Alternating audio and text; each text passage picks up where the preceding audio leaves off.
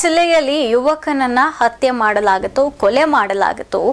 ಆ ಒಂದು ಕೋಪದಿಂದ ಪ್ರತ್ಯಾರೋಪವಾಗಿ ಅಂದ್ರೆ ಪ್ರತಿ ಸಿಟ್ಟಿನಿಂದ ಆರೋಪಿ ಮನೆಗೆ ಬೆಂಕಿಯನ್ನ ಹಚ್ಚಲಾಗಿದೆ. ಈ ಕುರಿತಂತೆ ಒಂದು ಬ್ರೇಕಿಂಗ್ ಲಭ್ಯವಾಗ್ತಾ ಇದೆ.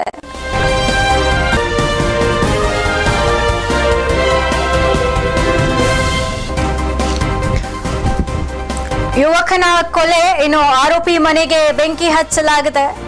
ಹಣದ ವಿಚಾರಕ್ಕೆ ಯುವಕನಿಗೆ ಚಾಕು ಇರಿದು ಕೊಲೆಯನ್ನ ಮಾಡಲಾಗಿತ್ತು. ಶ್ರೀನಿವಾಸಪುರ ತಾಲೂಕು ಸೋಮಯಾಜಲಹಳ್ಳಿ ಬಸ್ ಸ್ಟ್ಯಾಂಡ್ ಬಳಿ ಒಂದು ಘಟನೆ ಸಂಭವಿಸಿತ್ತು. ಇನ್ನು ಗುಂತುವಾರಿಪಲ್ಲಿ ಗ್ರಾಮದ ನಿವಾಸಿ ಮಂಜುನಾಥ್ ಎಂಬಾತನನ್ನ ಕೊಲೆ ಮಾಡಲಾಗಿತ್ತು. ಹಣದ ವಿಚಾರಕ್ಕೆ 33 ವರ್ಷದ ಮಂಜುನಾಥ್ಗೆ ಚಾಕು ಇರಿದು ಕೊಲೆ ಮಾಡಲಾಗಿತ್ತು. ಶ್ರೀಮೂರ್ತಿ ಹಾಗೂ ಮೋಹನ್ ಇಬ್ಬರು ಆರೋಪಿಗಳಾಗಿದ್ದಾರೆ. ಒಂದು ವಿಚಾರದಲ್ಲಿ ಕೊಲೆ ಪ್ರಕರಣದಲ್ಲಿ ಶ್ರೀಮೂರ್ತಿ ಹಾಗೂ ಮೋಹನ್ ಇಬ್ಬರು ಕೂಡ ಚಾಕುವಿಂದ ಇರಿದು ಕೊಲೆ ಮಾಡಿದ್ರು. ಸ್ಥಳಕ್ಕೆ ಶ್ರೀನಿವಾಸಪುರ ಪೊಲೀಸರು ಭೇಟಿ ನೀಡಿ ಪರಿಶೀಲನೆಯನ್ನ ಕೂಡ ನಡೆಸಿದ್ದಾರೆ. ಆರೋಪಿ ಮನೆಗೆ ಇನ್ನು ಯುವಕನ ಮನೆಯವರು ಬೆಂಕಿಯನ್ನ ಹಚ್ಚಿರುವಂತದ್ದು.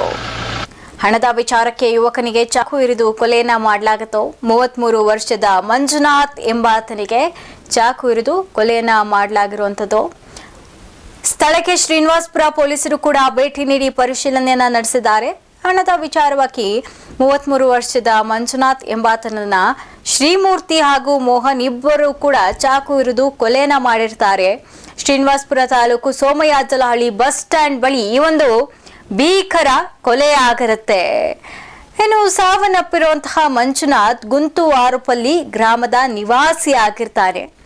ಇನ್ನು ಯುವಕನನ್ನ ಕಳೆದುಕೊಂಡಂತಹ ಮನೆಯವರು ಪ್ರತಿ ಸಿಟ್ಟಿನಿಂದ ಆರೋಪಿಗಳ ಮನೆಗೆ ಬೆಂಕಿ ಇಟ್ಟಿದ್ದಾರೆ.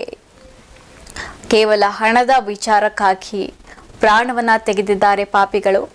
ಶ್ರೀನಾಥ್ ಹಾಗೂ ಶ್ರೀಮೂರ್ತಿ ಹಾಗೂ ಮೋಹನ್ ಇಬ್ಬರು ಕೂಡ ಚಾಕುವಿನಿಂದ ಎರೆದು ಪ್ರಾಣವನ್ನ ತೆಗೆದಿರುವಂತದ್ದು.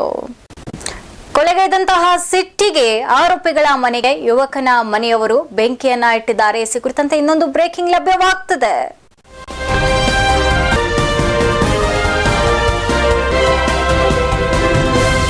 ಕೊಲೆಗೈದ ಆರೋಪಿ ಶ್ರೀಮೂರ್ತಿ ಮನೆಗೆ ಪೆಟ್ರೋಲ್ ಸುರಿದು ಬೆಂಕಿ ಹಚ್ಚಲಾಗಿದೆ.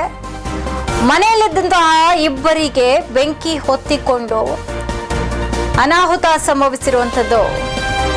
ಅಗ್ನಿಶಾಮಕ ವಾಹನ ದಳ ಬಂದರೂ ಕೂಡ ಅಗ್ನಿಶಾಮಕ ದಳದವರು ಕರ್ತವ್ಯ ನಿರ್ವಹಿಸದಂತೆ ತಡೆದಿದ್ದಾರೆ. ಯೋಗೇಶ್ ನಂದೀಶ್ ಎಂಬುವರಿಗೆ ತೀವ್ರ ಗಾಯಗಳಾಗಿದೆ.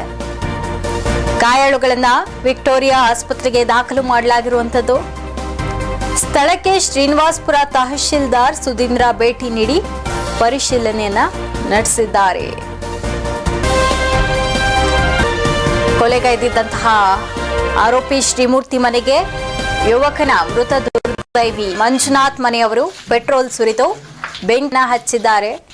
ಮನೆಯಲ್ಲಿದ್ದಂತಹ ಇಬ್ಬರಿಗೆ ಆ ಒಂದು ಬೆಂಕಿ ತಗುಲಿ ಅಪಾರ ಮಟ್ಟದಲ್ಲಿ ಗಾಯವಾಗಿರುವಂಥದ್ದು.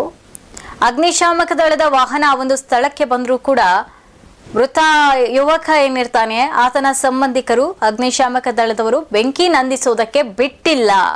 ಇದರಿಂದ ಅತಿ ಪ್ರಮಾಣದ ಅನಾಹುತ ಸಂಭವಿಸಿದೆ.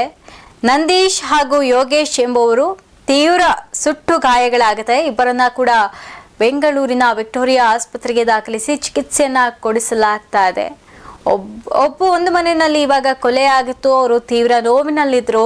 ಹಣದ ವಿಚಾರಕ್ಕಾಗಿ ಕೊಲೆಗೈದಿದ್ರು ಇಬ್ರು ಸೇರಿ. ಮಂಜುನಾಥ್ 33 ವರ್ಷದ ಮಂಜುನಾಥ್ ಸಾವನ್ನಪ್ಪಿರ್ತಾನೆ. ಆ ಸಾವಿನ ದುಃಖದಲ್ಲೇ ಪ್ರತ್ಯಾರೋಪವಾಗಿ ಅವರು ಕೂಡ ಯಾರಿ ಒಂದು ಕೊಲೆಯನ್ನ ಮಾಡಿದ್ರು ಆರೋಪಿ ಮನೆಗೆ ಬಂದು ಬೆಂಕಿಯನ್ನ ಹಚ್ಚಿದ್ದಾರೆ. ಒಂದು ಅನಾಹುತದಿಂದ ಮತ್ತೊಂದು ಅನಾಹುತ ಸಂಭವಿಸಿರುವಂತದ್ದು. ಸೇಡಿಗೆ ಸೇಡು ಅನ್ನುವಂತಹ ರೀತಿಯಿಂದಾಗಿ ಯುವಕನನ್ನ ಕಳೆದುಕೊಂಡಂತಹ ಕುಟುಂಬಸ್ಥರು ಆರೋಪಿಗಳ ಮನೆಗೆ ಬೆಂಕಿಯನ್ನ ಹಚ್ಚಿದ್ದಾರೆ. ಇನ್ನು ಬೆಂಕಿ ಯಾವಾಗ ಮನೆಗೆ ಇನ್ನು ಅಪಾರ ಪ್ರಮಾಣದಲ್ಲಿ ಹತ್ಕೊಳ್ಳುತ್ತೆ ಅಂತಹ ಸಂದರ್ಭದಲ್ಲಿ ಅಗ್ನಿಶಾಮಕ ದಳದ ಸಿಬ್ಬಂದಿಗಳಿಗೆ ಕೂಡ ಅಕ್ಕಪಕ್ಕದ ಮನೆಯವರು ಇನ್ಫಾರ್ಮ್ ಮಾಡ್ತಾರೆ. ಅಗ್ನಿಶಾಮಕ ದಳದವರು ಸ್ಥಳಕ್ಕೆ ಬಂದರೂ ಕೂಡ ಮೃತಪಟ್ಟಂತಹ ಯುವಕ ಮಂಜುನಾಥ್ ಕುಟುಂಬಸ್ಥರು ಅಗ್ನಿಶಾಮಕ ದಳದವರಿಗೆ ಅಲ್ಲಿ ಬೆಂಕಿ ನಂದಿಸಲು ಬಿಟ್ಟಿರೋದಿಲ್ಲ. ಆದ ಕಾರಣದಿಂದಾಗಿ ಮನೆಯಲ್ಲಿದ್ದಂತಹ ಇಬ್ಬರಿಗೂ ಕೂಡ ಬೆಂಕಿ ಹೊತ್ಕೊಂಡಿದೆ. ಅಪಾರ ಪ್ರಮಾಣದಲ್ಲಿ ಗಾಯಗಳಾಗಿದೆ. ಇಬ್ಬರನ್ನ ಕೂಡ ಬೆಂಗಳೂರಿನ ವಿಕ್ಟೋರಿಯಾ ಆಸ್ಪತ್ರೆಯಲ್ಲಿ ದಾಖಲಿಸಿ ಚಿಕಿತ್ಸೆಯನ್ನ ಕೂಡ ಕೊಡಿಸಲಾಗ್ತಾ ಇದೆ. ಯಾಕೆ ಈ ರೀತಿ ಮಾಡಬೇಕು? ಒಂದು ಅವಘಡ ಸಂಭವಿಸಿತ್ತು, ನಮ್ಮ ಮನೆಯಲ್ಲಿ ಈ ರೀತಿ ಕಳ್ತ್ಕೊಂಡಿದೀವಿ, ಅವ್ರ ಮನೆಯಲ್ಲೂ ಕೂಡ ಇದೇ ರೀತಿ ಆಗ್ಬೇಕು ಅನ್ನೋಂತಹ ಸಿಟ್ಟಿನಲ್ಲಿ ಕೋಪದಲ್ಲಿ ಮೂಗನ ಕುಯ್ಕೊಳ್ಳೋದು ಅಂತ ಅಂದ್ರೆ ಇದೇ ಅನ್ಸುತ್ತೆ. ಹೋಗಿ ಆ ಮನೆಯಲ್ಲೂ ಕೂಡ ನೆಮ್ಮದಿ ಇರಬಾರ್ದು ಅನ್ನುವಂತಹ ಸೇಡಿನಲ್ಲೇ ಮನೆಗೆ ಬೆಂಕಿಯನ್ನ ಹಚ್ಚಿದ್ದಾರೆ. ತಪ್ಪು ಮಾಡಿದ್ಯಾರೋ, ಆದರೆ ಶಿಕ್ಷೆ ಇಡೀ ಕುಟುಂಬಸ್ಥರಿಗೆ ನೀಡಿದ್ದಾರೆ ಇವರು. ಏನೋ ಕಾನೂನು ಏನ್ ಮಾಡ್ತಾ ಇದೆ, ಇವ್ರೇ ಸೇಡು ಸಿಟ್ಟು ಕೋಪವನ್ನ ತೀರ್ಸ್ಕೊಳ್ತಾ ಇದ್ದಾರೆ ಅಂತಂದ್ರೆ ಕಾನೂನು ಇರೋದಾದ್ರೂ ಯಾಕೆ ಅನ್ನುವಂತಹ ಪ್ರಶ್ನೆ ಬರುತ್ತೆ. ಆರೋಪಿಯ ಗ್ರಾಮದ ಬಳಿ ನೂರಾರು ಜನರು ಜಮಾಯಿಸಿದ್ದಾರೆ, ಸಾಕಷ್ಟು ಜನರು ಕೂಡ ಜಮಾಯಿಸಿದ್ದಾರೆ. ಹಾಗೆ ಉದ್ವಿಗ್ನ ಪರಿಸ್ಥಿತಿ ನಿರ್ಮಾಣವಾಗಿದೆ. ಗ್ರಾಮಸ್ಥರೆಲ್ಲರೂ ಕೂಡ ಆತಂಕ ಆಗಿದೆ. ಇದೀಗ ಒಂದು ಅನಾಹುತ ಸಂಭವಿಸಿತ್ತು, ಅದರ ಬೆನ್ನಲ್ಲೇ ಇನ್ನೊಂದು ಅನಾಹುತ ಸಂಭವಿಸಿದೆ. ಮತ್ತೆ ಇದು ಎಲ್ಲಿಗೆ ಹೋಗಿ ಮುಟ್ಟುತ್ತೋ ಅಂತ ಅಲ್ಲಿನ ಗ್ರಾಮಸ್ಥರು ಆತಂಕಕ್ಕೀಡಾಗಿದ್ದಾರೆ.